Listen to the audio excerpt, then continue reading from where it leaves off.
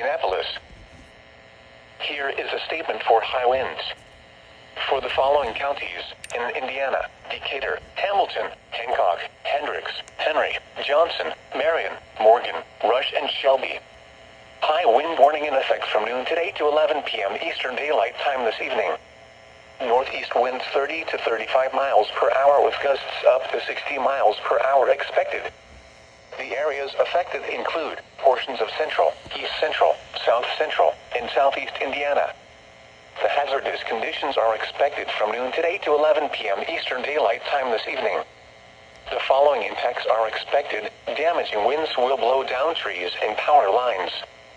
Widespread power outages are expected.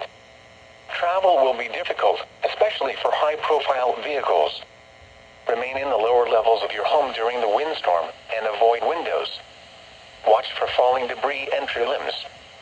Use caution if you must drive.